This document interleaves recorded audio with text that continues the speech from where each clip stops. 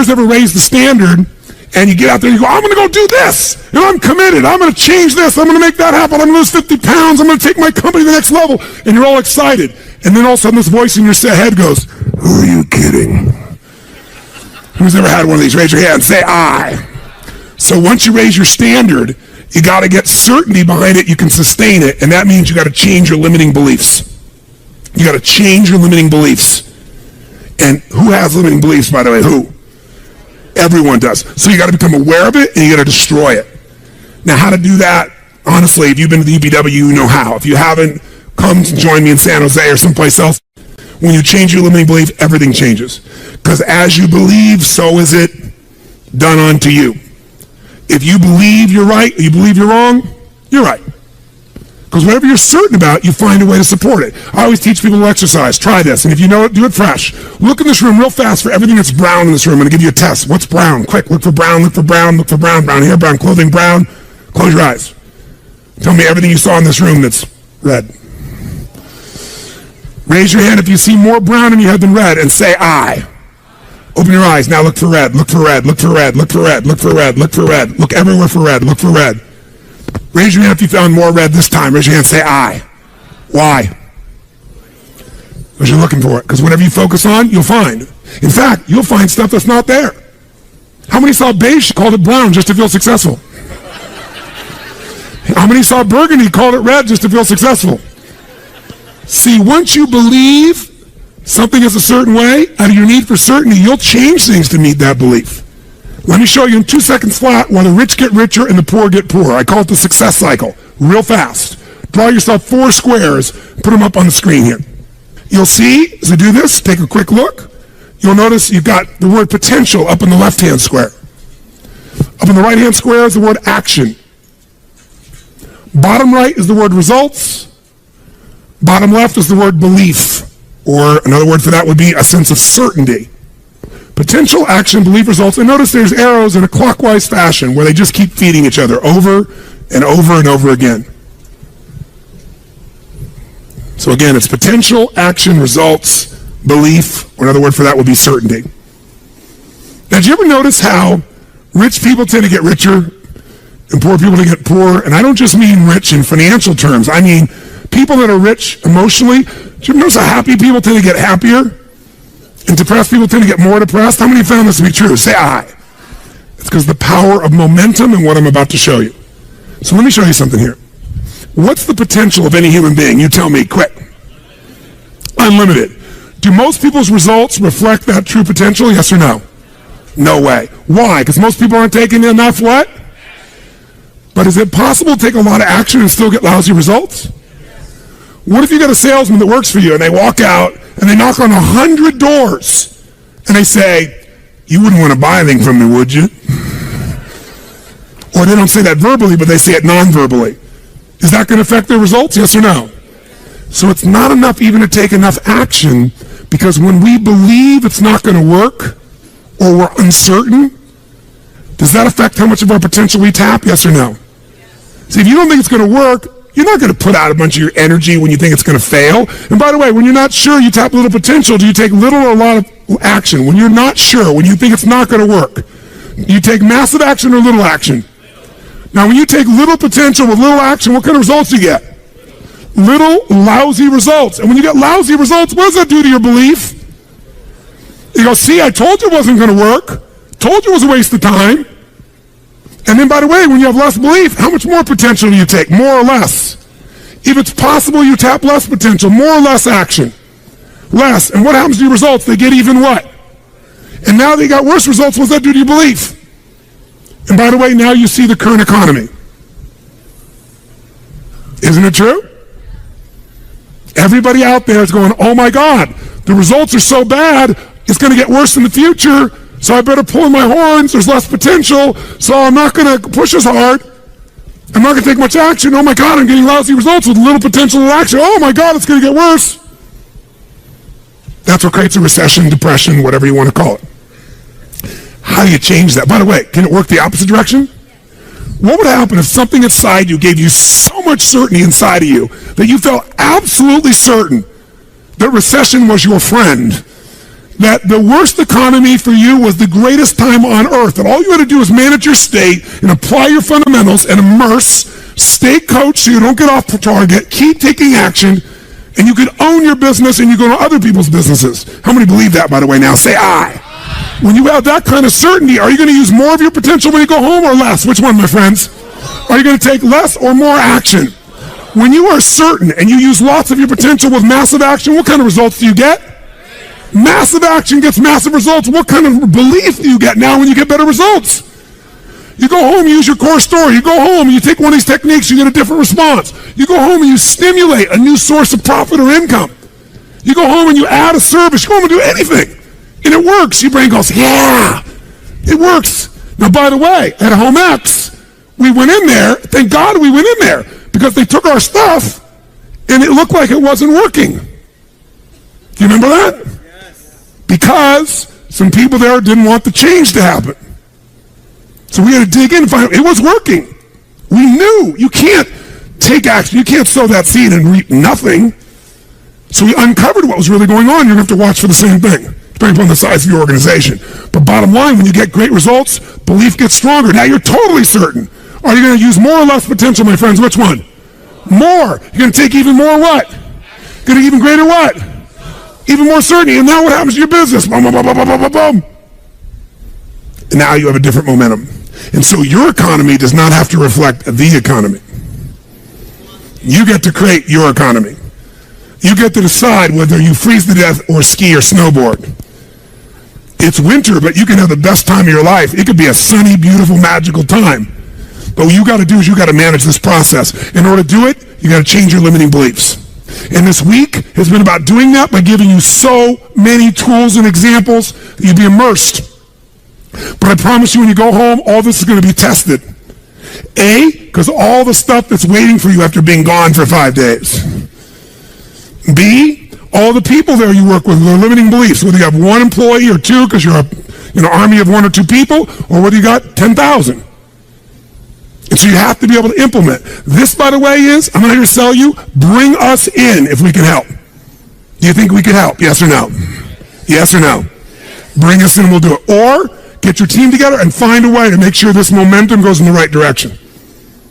Make sense? Yes. This is the must. If you have this high standard, but you don't really believe because the momentum's in the wrong direction, having the tools will be worthless. That's where certainty. That's where everything else we teach, that's what I do in my events, that's where you guys have been there before, that's what you got to bring to the table. What are the 5 keys for integrating this? Number 1, you got to go home and raise your what? Come on, guys, raise your what? Which means turn your shoulds into. Step number 2, you got to go out and change your limiting what? Find anything that's limiting you and destroy it. What's the fastest way to destroy it? You can do it very quickly by producing results in your mind over and over again. Or, why do you think I get people to walk on fire? Because they think it's impossible. When they walk in this fire, mentally you might say, oh, I can do it. But when they get in front of that fire and it's 2,000 degrees burning hot coals, it gets their full attention. And suddenly they have a state change. And when you get yourself in a state where you can storm through fire, it's not about fire walking. The state you're in to get yourself to walk across fire is the metaphor for anything that used to stop you, the fire of your life. And by the way, when you cross fire, and you're on the other side doing something you once thought was difficult or impossible, it's that easy, your brain goes, what else can I do that I thought was impossible? It's unbelievable. It's not intellectual, it's emotional.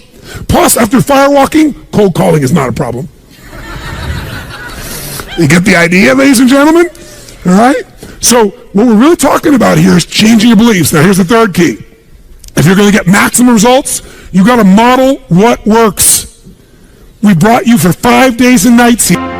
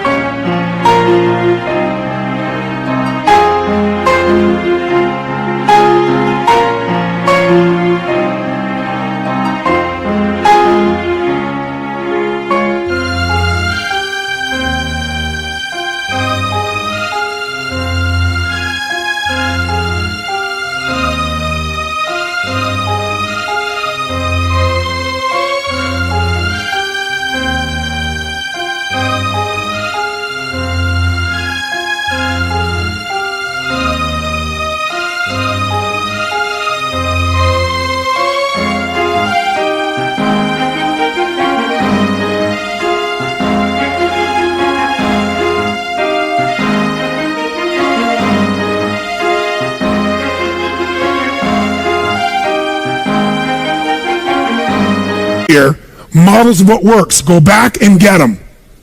Now here's where the challenge is. How many got tons to do in your normal list of things to do when you go home? How many got a lot to do? Say aye.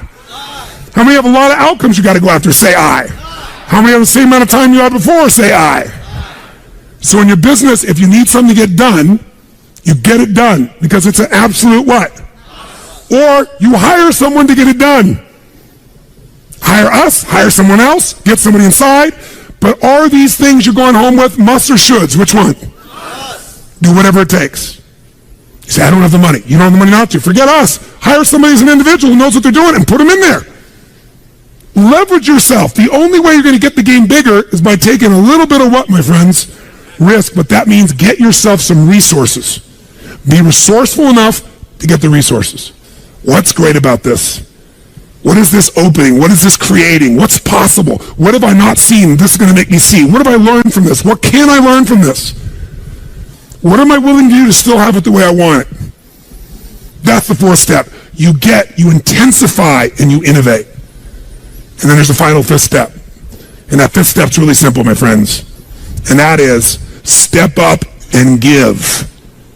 Step up and give more than anyone else could possibly expect.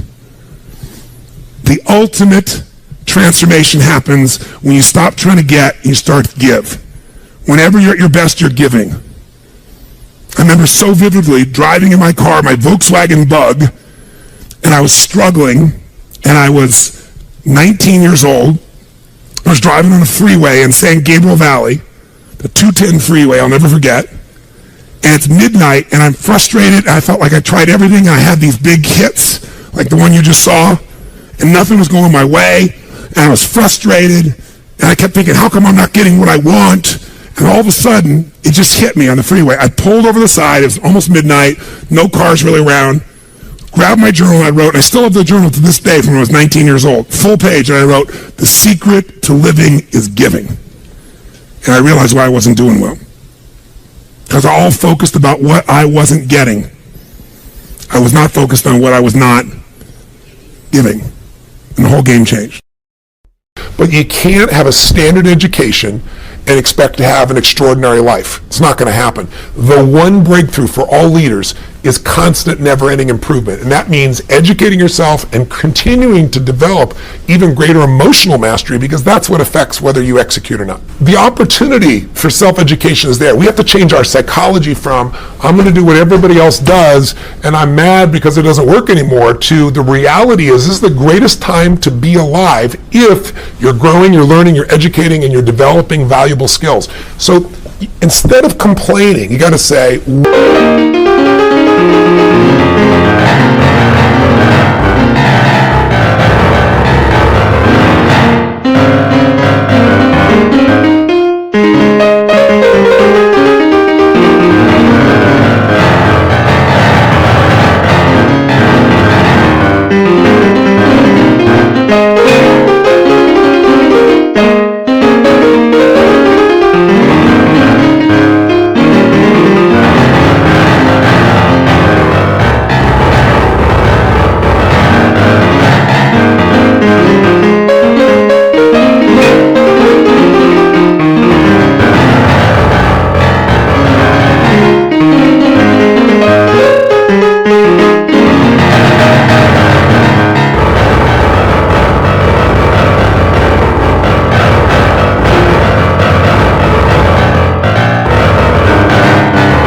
where are the skill sets valued in the marketplace? And how do I work harder on myself than anything else? Because if I become more valuable, then I will be able to give more, do more, and change more. When I interviewed Warren Buffett, I asked the most important investment he ever made in his life. You know what he said it was? I was thinking all the companies he'd done, He said, Tony, go into Dale Carnegie. I said, what? He goes, because by developing myself, that's the most important investment. Those skill sets, learning how to persuade, learning how to speak, learning how to influence, all my ideas would have died on my lips if I hadn't been able to influence, and I learned it from that little course. Most valuable thing I ever did in my life, he said. If you find your passion, you're going to have this tremendous energy. It's sustainable energy. But momentum requires you always do the next thing to keep the momentum going. And the reason you get yourself in a passionate place is so that you change your life, and the only thing that changes your life is making a decision. So while you're in this passionate state, that's where you make decisions. You don't make decisions when you're like, oh, I don't know, what do you think? All right, let's decide. If you make a decision in a state without momentum, if you make a decision from a place where there's no passion, you are not going to get momentum. It'll kill momentum. It's decide, commit, and resolve. Some of you, in the past, you've gotten momentum, you've gotten passionate, you've even made a decision, but a decision is the first step. Decision is like a war. I got to do this or that. All right, I'm going to make myself do this. But commitment is when you now, after you've decided, you commit to do this for the long term. Whether it's hard or easy, doesn't matter. You're doing this. It takes it from this moment and it carries it into the future even when things are difficult. And the third state is resolve. Resolve means it's done. It's like, it doesn't even if you took action, it's done inside you, so it's done out there. There's no question whatsoever. Then once you decide, the only way the commitment and the energy and the momentum continues is if you take immediate, massive what, my friends? Massive what? Write down in your notes, massive action is the cure-all. Massive action is the cure-all. If you're having a difficult time with something, your relationship isn't where you want it to be, your finances are not where you want to be, your body's not where you want to be, your business is not where you want to be, you need to take massive action. And if that doesn't work, try something else. If that doesn't work, try something else. Keep going with massive action and you will find the way because it will give you momentum.